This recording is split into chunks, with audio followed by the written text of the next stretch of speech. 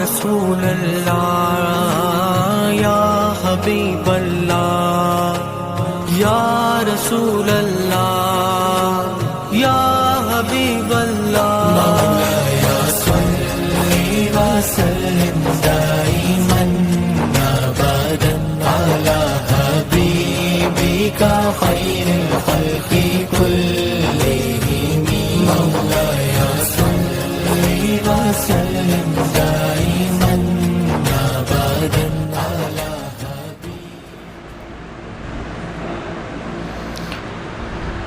السلام علیکم ورحمۃ اللہ وبرکاتہ۔ بزرگان ملت، عزیزان محترم، اللہ سبحانہ و تعالی کا بے انتہا شکر و احسان ہے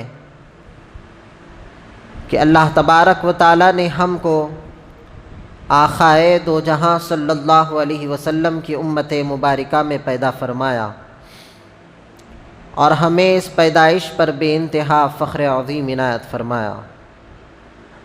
محترم دوستو،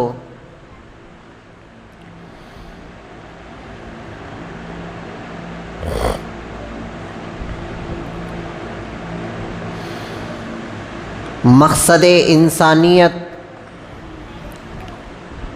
مقصد خلقت انسانیت، اللہ تبارک و تعالی جس مقصد سے انسان کو پیدا فرمایا، وہ مقصد سے آج انسان غافل ہے۔ اللہ کا مقصد کچھ اور ہے، بندے کا مقصد کچھ اور ہے۔ اللہ کا ارادہ کچھ اور ہے، بندے کا ارادہ کچھ اور ہے۔ اور مقصد بھی ایک ایسی چیز ہے کہ جب وہ وقت گزر جاتا ہے تو مقصد یاد آتا ہے۔ اندازہ یہ لگایا جا سکتا ہے کہ ہمارا پاسٹ کیسا تھا، یعنی ماضی، گزرا ہوا دور ہمارا کیسا تھا، اور ہم پریزنٹ میں ہیں، حال میں ہیں۔ اب جو یہ وقت ہم سے گزر رہا ہے، ایک مثال کے طور پر 1 سیکنڈ ہم نے ابھی گزار دیا، وہ 1 سیکنڈ ہم پھر سے واپس نہیں لا سکتے۔ گزرا ہوا دور نہ وہ ہمارے ہاتھ میں تھا، اب گزر گیا ہے، ابھی بھی ہمارے ہاتھ میں نہیں۔ تو یہ لمحہ، یہ سیکنڈ اور یہ منٹ، یہ گھنٹے، یہ شب و روز ہم جو گزار رہے ہیں، اب ہم اپنا محاسبہ کریں، سوچیں، غور و فکر کریں، ذہن میں یہ بات کو لائیں، دل کے اندر یہ روشنی کو پیدا کریں کہ یہ میرا جو وقت گزر رہا ہے، کیا یہ وقت گزرنے پر ہمارا پروردگار ہم سے راضی ہے؟ ہم نے رات گزار دی، دن کا آدھا حصہ ہم نے گزار دیا، کیا اللہ ہماری اس رات سے اور ہمارے یہ آدھے دن سے راضی ہے؟ یہ غور و فکر کی آج ہمیں ضرورت ہے۔ ہر لمحہ، ہر منٹ، ہر سیکنڈ، ہر دن، ہر رات ہمیں یہ ٹٹولنا ہے، یہ دیکھنا ہے کیا ہمارا مالک ہمارے سے راضی ہے یا نہیں ہے۔ اگر ہم یہ محاسبہ کریں گے، محاسبہ یعنی غور و فکر کرتے رہیں گے، اطمینان ہو جائے دل میں کہ میں نے کوئی ایسا کام نہیں کیا جس سے اللہ ناراض ہوتا ہے۔ اگر ہم نے کوئی ایسا کام نہیں کیا، ہاں، وہ جو دن ہمارا گزرا ہے وہ مبارک ہے، وہ جو لمحے، وہ جو گھنٹے، وہ جو رات اور دن ہمارے گزرے وہ مبارک ہے۔ اگر ہم اس دن، اس رات کوئی گناہ کر دیے، جھوٹ بول دیے، غیبت کر دیے، کسی پر ظلم کر دیے، کسی سے حسد کر لیے، کسی سے کینہ رکھ لیے، کسی سے لڑائی جھگڑا کر لیے، کسی کے ساتھ حسن سلوک نہیں کیے، بد اخلاقی ہمارے پاس ہے، بد زبانی ہمارے پاس ہے، بد ذہنی ہمارے پاس ہے، بد چلن والے کردار ہمارے پاس ہے، بیٹھ رہے ہیں تو بھی اللہ ناراض ہے، اٹھ رہے ہیں اللہ ناراض ہے، سو رہے ہیں اللہ ناراض ہے، جب جاگ رہے ہیں اللہ ناراض ہے، تو یہ ہماری شرمندگی کے علاوہ کچھ نہیں ہے۔ زندگی گزار رہے ہیں ہم، سانس کے جھونکے آ بھی رہے ہیں، جا بھی رہے ہیں، آنکھ کھل بھی رہی ہے، بند ہو بھی رہی ہے، سماعت سن بھی رہی ہے، سماعت بند ہو بھی رہی ہے۔ یہ سماعت سننا اور بند ہونا، آنکھ کا کھلنا اور بند ہونا، یہ کس چیز کے لیے ہمارا ہونا ہے؟ یہ اللہ کی رضامندی کے لیے ہمارے یہ کام ہونا ہے۔ زندگی آمد برائے بندگی، مولائے روم فرما رہے ہیں زندگی آمد برائے بندگی، زندگی بے بندگی شرمندگی۔ جو زندگی اللہ کی عبادت میں، اللہ کی بندگی میں گزرتی ہے، اصل معنی میں، اصل حقیقت میں وہی زندگی زندگی کہلاتی ہے، اسی کو زندگی کہا جائے گا۔ جو زندگی اللہ کی بندگی میں نہیں گزرتی، جو زندگی اللہ کی عبادت میں نہیں گزرتی، اب وہ زندگی نہیں رہی، شرمندگی بن گئی۔ یعنی اب اس کو شرمساری کے علاوہ کچھ نہیں ہونا ہے، کیونکہ اس کو جس مقصد کے لیے دنیا میں بھیجا گیا، وہ مقصد سے وہ خالی رہا۔ اب آپ دیکھیے، یہ جو بندگی ہے، یہ عبادت کا جو لفظ ہے، آج ہم اس کو سمجھیں گے کہ یہ عبادت ہے کیا، اور عبادت کہتے کس کو ہیں۔ روزانہ ہم سنتے آ رہے ہیں، برسوں سے سنتے آ رہے ہیں، اللہ کی عبادت کرو، عبادت کرو، عبادت کرو۔ اب ہمارا ذہن یہ بن گیا ہے، اور بننا بھی چاہیے، کہ نماز کو ہی عبادت کہتے ہیں۔ بے شک نماز عبادت ہے، صرف ہم عبادت کو نماز ہی سمجھتے ہیں، اس کے علاوہ عبادت کوئی ہماری ذہن میں نہیں ہے۔ اگر ہم صرف نماز کو ہی عبادت سمجھیں گے تو وہ ہماری نماز بیکار ہے، وہ ہماری نماز ویل ہے۔ اللہ فرما رہا ہے فَوَيْلٌ لِّلْمُصَلِّينَ، بہت سارے ایسے نمازی ہوں گے جو جہنم کی آگ میں جل رہے ہوں گے، اور جہنم میں ایک خطہ اللہ نے بنایا، وہ صرف نمازیوں کے لیے ہے، اس کا نام ویل ہے، وہ اس میں جلتے رہیں گے۔ اگر ہم صرف نماز کو عبادت سمجھیں گے تو پھر ہمارے لیے ویل ہے۔ پھر عبادت کس کو کہتے ہیں؟ عبادت کے معنی اصل میں ہے بندگی۔ اگر اس کو اور خلاصہ کر کے اگر اس کے معنی کریں گے تو پھر عبادت کے معنی اللہ کے سامنے عاجزی اختیار کرنا۔ اگر اب اس کو اور کھول کر اگر ہم بیان کریں گے تو عبادت کہتے ہیں اللہ کی رضا کو۔ جو بھی ہم کام کر رہے ہیں، ہمارا پروردگار ہم سے راضی ہے تو وہ عبادت ہے۔ نماز افضل العبادہ ہے، یعنی یہ جتنی بھی عبادتیں ہیں، وہ ساری عبادتوں سے بڑی عبادت نماز ہے۔ نماز عبادت کا ایک حصہ ہے جو سب سے بڑا بلند ترین مقام ہے۔ پھر اس کے بعد روزہ ہے، پھر اس کے بعد زکوٰۃ ہے، پھر اس کے بعد حج ہے، اس کے بعد ذکر و اذکار ہے۔ یہ سارے عبادت کے پورے طریقے ہیں۔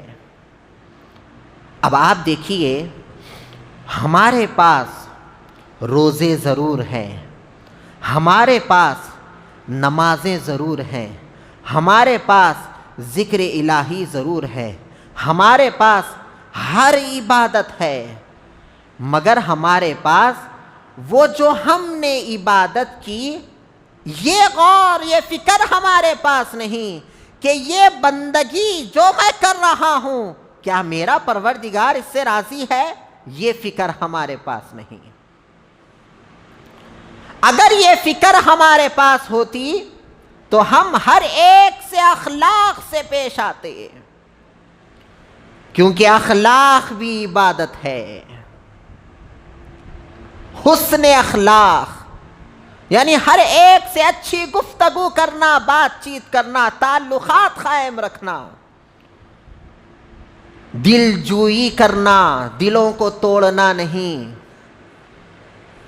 گفتگو میں مٹھاس ہونا، ہماری بات سے آگے والا خوش ہو جانا، ایسی گفتگو ہم کرنا، اور یہ دل میں رکھنا کہ یہ گفتگو ہی شاید میرے آخرت کا سرمایہ ہو، کسی کے دل کو تکلیف نہیں دینا، یہ دلوں کو زندہ رکھنا، یہ دلوں کو جوڑنا، یہ دلوں کو خوش کرنا بھی اللہ کی عبادت ہے۔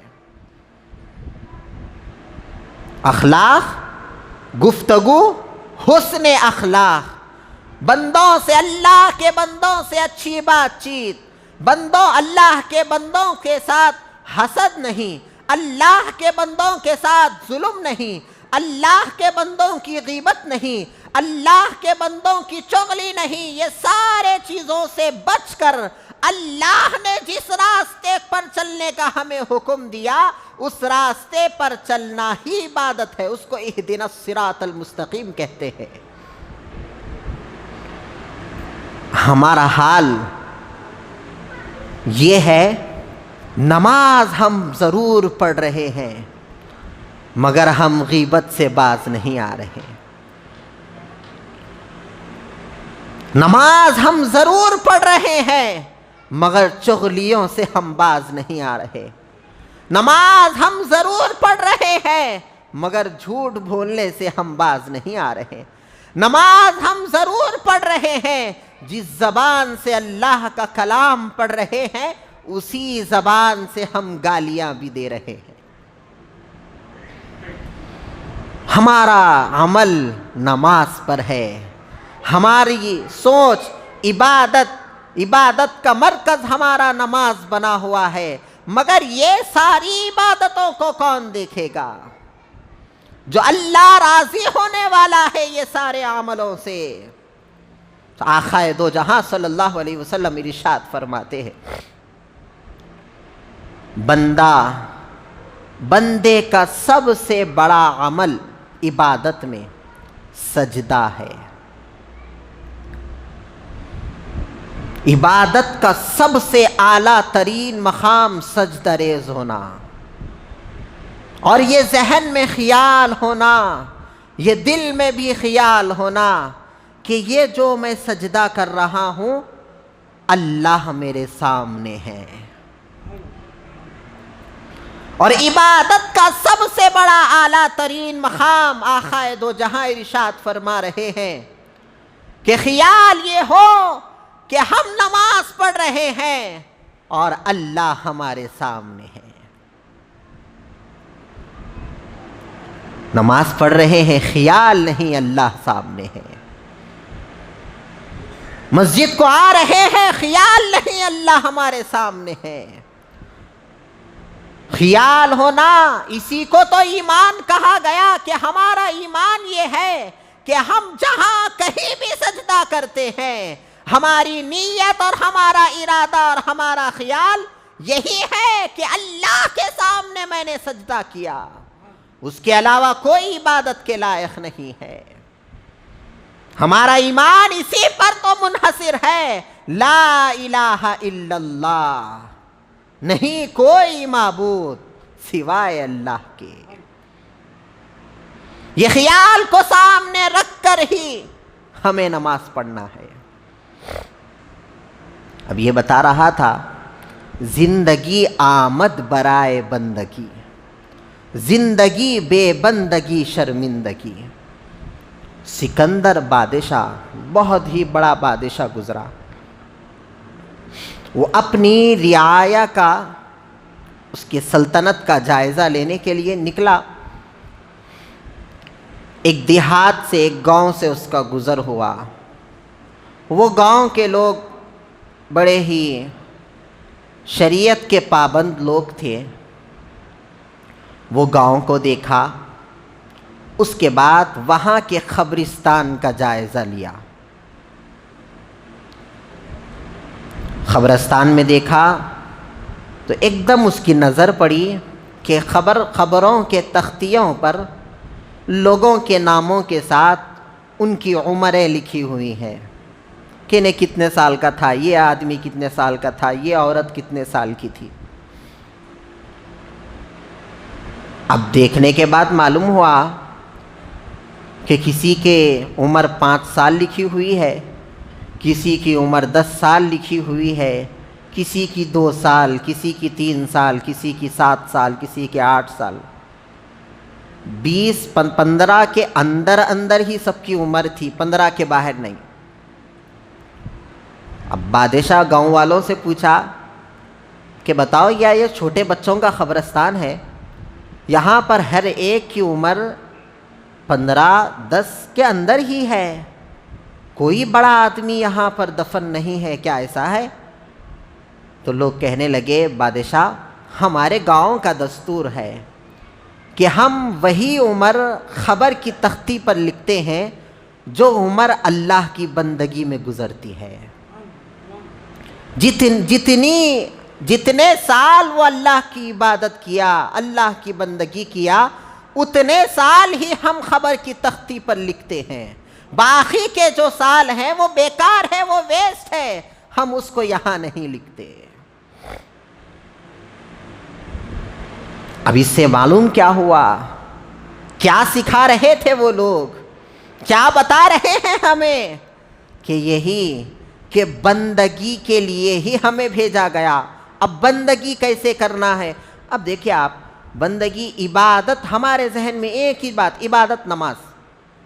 پھر اللہ تبارک و تعالی قرآن مجید میں ارشاد فرما رہا ہے وَمَا خَلَقْتُ الْجِنَّ وَالْإِنسَ إِلَّا لِيَعْبُدُونَ، کہ ہم نے انسان کی اور جن کی جو تخلیق کی وہ محض ہماری عبادت کے لیے۔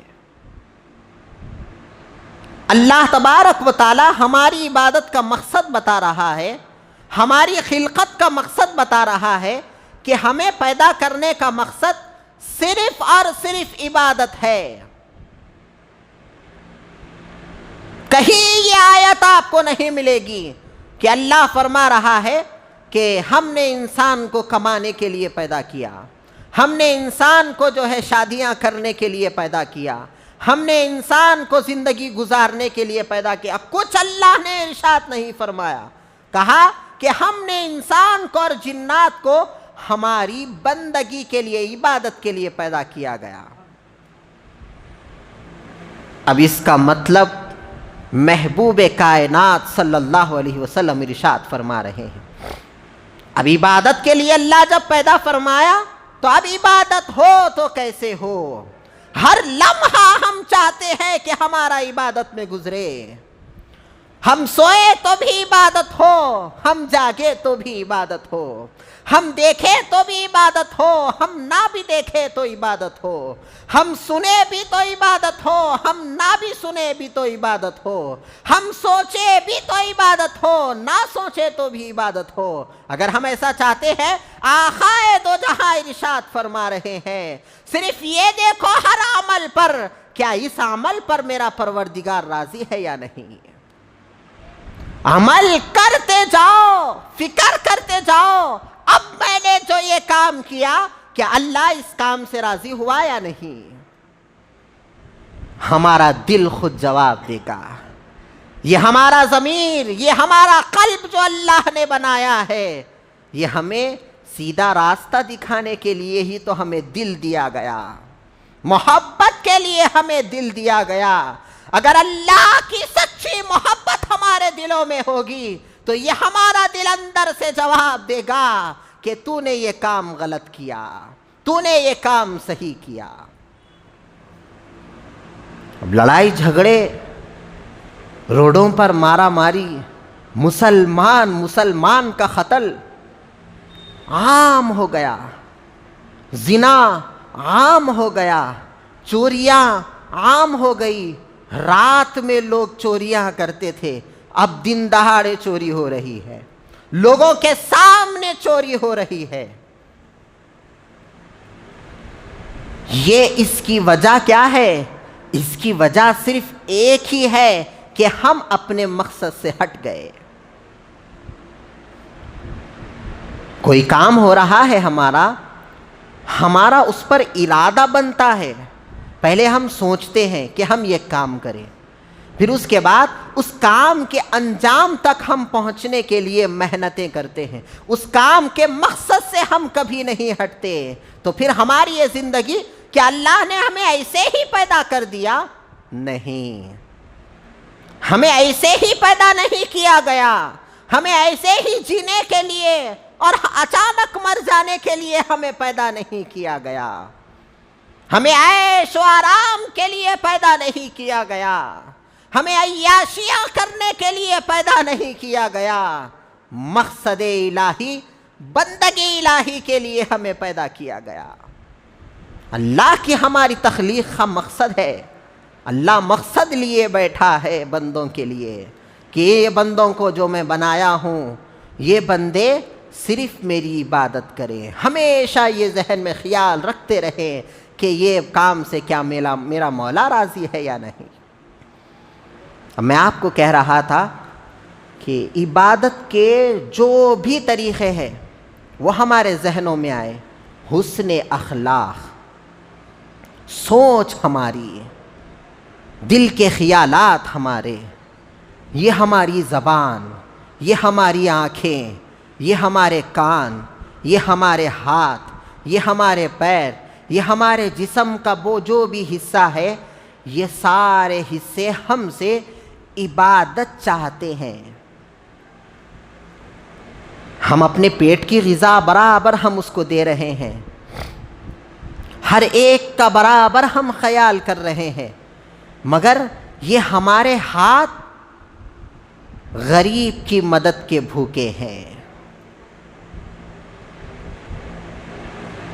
ہر چیز اپنا مطلوب چاہتی ہے۔ اگر ہم 2 دن کھانا نہیں کھائے کیا حال ہوتا ہمارا؟ 1 دن کا روزہ ہی عصر تک ہمیں نڈھال کر دیتا، پھر اس کے بعد اگر اچھی غذا ہمارے سامنے لائی جائے تو اب ہم کسی کو اس کے اندر شامل کرنا بھی پسند نہیں کریں گے، بانٹنا ہمیں پسند نہیں ہے۔ مثال کے طور پر صبح سے ہم روزہ تھے، شام میں ہمارے سامنے غذا لائی گئی، اب ہماری نیت ایسی ہو جاتی کہ ہم یہ جتنا بھی ہمارے سامنے رکھا ہوا تھا قمیص دکھتا ہو، اور ہم اس کے اندر کسی کو شامل نہیں کرتے، حالانکہ اتنا نہیں کھا سکتے، مگر صبح سے بھوکے رہنے کی وجہ سے وہ ہمیں کم معلوم ہوتا۔ یہ ایک مثال دی گئی ہے۔ اب یہ بتا رہا تھا یہ ہاتھ ہمارے، اس کو بھی غذا کی ضرورت ہے۔ اب اللہ نے اس کی غذا جو بنائی ہے وہ لوگوں کی مدد کرنا۔ یہ آنکھ ہمارے اللہ نے بنائے، یہ آنکھ بھی غذا کی بھوکی ہے، یہ آنکھ اچھا دیکھنا چاہ رہی ہے مگر ہم اس کو اچھا نہیں دکھا رہے۔ یہ کان ہمارے اچھا سننا چاہتے ہیں، اس کو اچھا سننے کی بھوک ہے، مگر ہم اس کان کا جو مقصد ہے بنانے کا وہ مقصد سے ہم ہٹ گئے۔ اس کان کو جھوٹ ہم سنا رہے ہیں، اس کان کو ہم غیبت سنا رہے ہیں، اس کان کو ہم چغلیاں سنا رہے ہیں۔ یہ کان اللہ کے کلام کو سننے کی بھوکی ہے، یہ ہمیں معلوم نہیں ہو رہا۔ یہ زبان اللہ بنایا، یہ زبان ہم کو پکار پکار کر کہہ رہی ہے اے بندے تجھے میں تیرے پاس اللہ کے حکم سے ہوں اور تو حکم کی خلاف ورزی کر رہا ہے. زبان کہہ رہی ہے کہ تجھے اللہ نے زبان دی اچھی بات کرنے کے لیے، اللہ کی تعریفیں بیان کرنے کے لیے، آقائے دو جہاں کی نعت پڑھنے کے لیے، لوگوں کے ساتھ اچھی گفتگو اور حسن اخلاق کے لیے تجھے زبان دی گئی.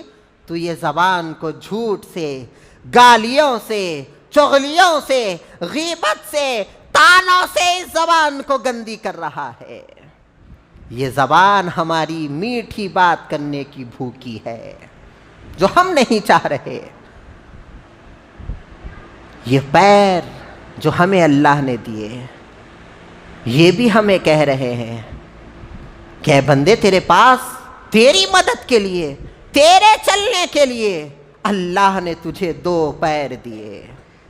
اگر تیرے کو اللہ پیر ہی نہیں دیتا کیا کرتا تو؟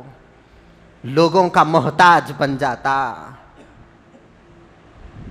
اللہ پیر دیا، اب یہ اس کا مقصد ہے پیر دینے کا. یہ پیر چاہ رہا ہے اچھی راہ پر چلو.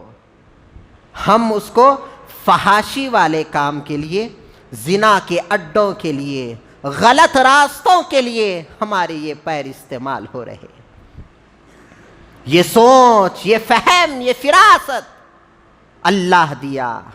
سوچو، اچھا ارادہ کرو، اچھی نیت کرو، اچھا سوچو. کوئی برا بھی کر دے اس کے ساتھ اچھا سوچو. یہ سوچ اللہ نے دی ہے. اب ہم اس کا مطالبہ پورا نہیں کر رہے. برا سوچنا، برا خیال کرنا، برا تصور کرنا، انہیں برا ہے، انہیں برا ہے، یہ سوچ لیے، وہ سوچ لیے. یہ سوچ بھی اللہ ہمیں ایک مقصد کے لیے دیا ہے. اب اس کے ساتھ ساتھ جو بھی ہم مطالبات دیکھیں گے، ہمارے جسم کے اندر ٹٹولیں گے، ہر چیز اللہ نے بے مقصد پیدا نہیں کیا. ہر چیز کا مقصد ہے. اگر ہم اس کے مقصد کو پورا نہیں کریں گے نا، کیا ہوگا؟ یہ ہمارے ہاتھ، یہ ہمارے جسم کے پورے پارٹس، یہ ہمارے جسم کے پورے اعضاء قیامت کے دن اللہ سے کہیں گے، اللہ سے شکایت کریں گے. ہم یہ سوچ رہے ہیں اللہ کی بارگاہ میں یہ بول دوں گا، وہ بہانہ لگا دوں گا، خبر کے سوالوں کے جوابات دے دوں گا. ہاں، خبر کے سوالوں کے جوابات دینے کے لیے یہ زبان جو ہماری استعمال ہوگی، یہ زبان ساتھ دینا ہے. تو اب وہاں پر کیسے ساتھ دے گی؟ اگر ہم اچھے اخلاق سے رہیں گے، اچھی گفتگو کریں گے، اچھی بات چیت کریں گے، خبر میں ہماری یہ زبان سوالوں کے جوابات دینے کے لیے ہماری مدد کرے گی. یہاں دنیا میں جیسی یہ مدد کر رہی ہے، ہر ایک کو تانا دینے کے واسطے، ہر ایک کے ساتھ بڑی بڑی باتیں کرنے کے لیے، اپنے آپ کو بڑا سمجھنے کے لیے ہماری زبان یہ رخ ہی نہیں رہی ہے. ہر ہمیشہ جہاں دیکھے وہاں خینچی کے جیسی ہماری یہ جو زبان چل رہی ہے، یہ زبان اگر خبر میں کام آنا ہے، اب اس زبان سے اس کا مقصد ہمیں پورا کرنا ہوگا، تب ہی یہ زبان خبر میں کام آئے گی. اس کا مقصد اگر اب پورا نہیں ہوگا، اس کے مقصد سے ہم ہمیشہ خالی رہیں گے.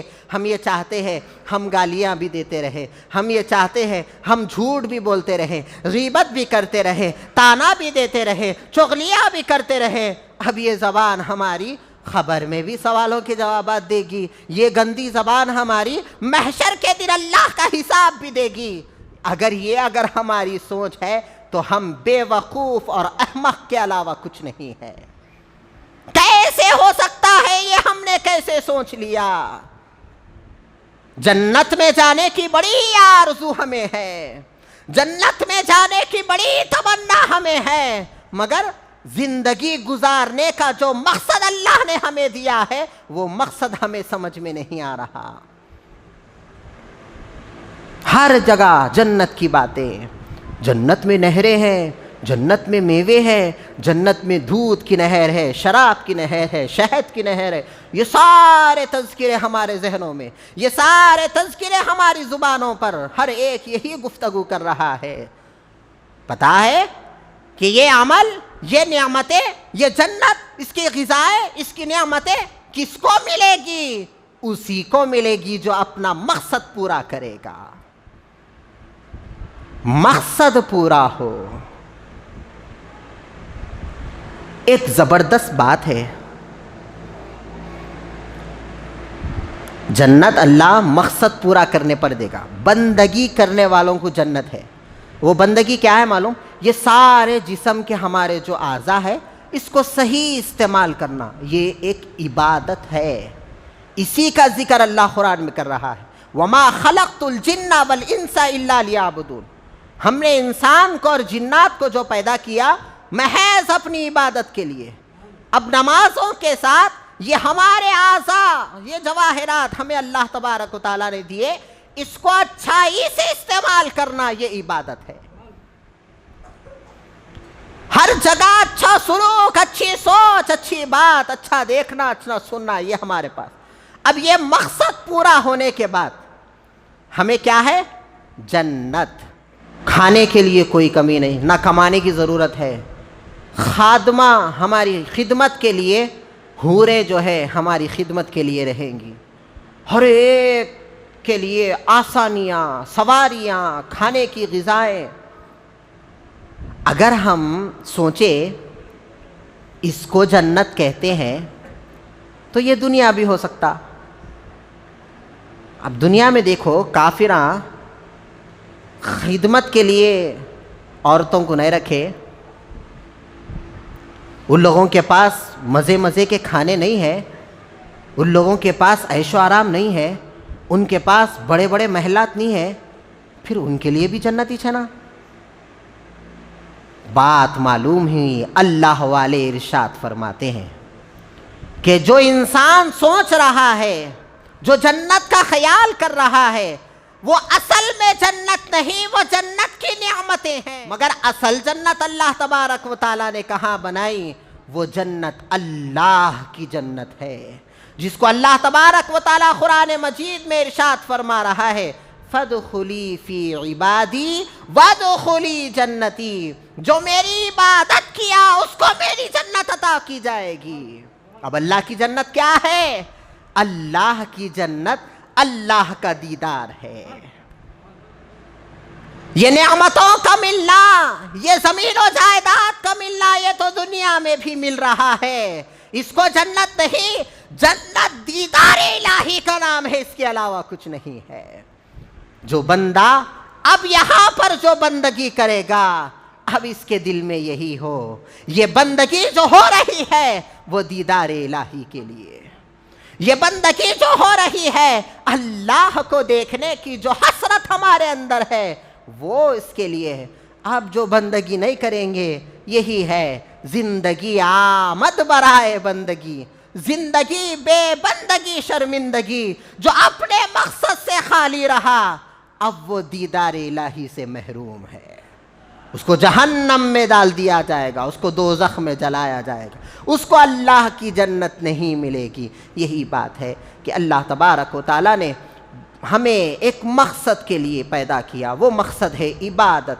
اب وہ مقصد ہمیں پورا کرنا ہے. اپنے گھر والوں کے ساتھ بھی آقا فرما رہے ہیں بیوی کے ساتھ، بچوں کے ساتھ حسن اخلاق سے پیش آنا. ان کے کھانے میں، ان کے پہننے میں جو ہے اچھے سے ان کو پہنانا، اچھے کھلانا، یہ بھی اللہ عبادت میں لکھے گا. گھر والوں کے ساتھ اچھا سلوک ہونا، ہمارا اچھی بات ہونا، ان کو گالی گلوچ نہیں کرنا، ان کو ہم غلام نہیں سمجھنا. ان کا جو ان کے ساتھ جو کرنے کا سلوک ہے وہ سلوک ادا کرنا، یہ بھی ایک عبادت ہے. یہی بات ختم کرتے ہوئے پروردگار کی بارگاہ میں دعا گو ہوں یا الہ العالمین، ہم جو کچھ بھی کہتے ہیں سنتے ہیں مولا، سننے والوں کو بھی اور کہنے والے کو بھی عمل کی توفیق عطا فرما. اے پروردگار تو بہتر ہدایت کرتا ہے مولا، ہماری ہدایت فرما. تو بہتر نصیحت کرتا ہے مولا، ہماری نصیحت فرما. وسلم دائما أبدا على حبيبك خير الخلق كلهم مولاي صل وسلم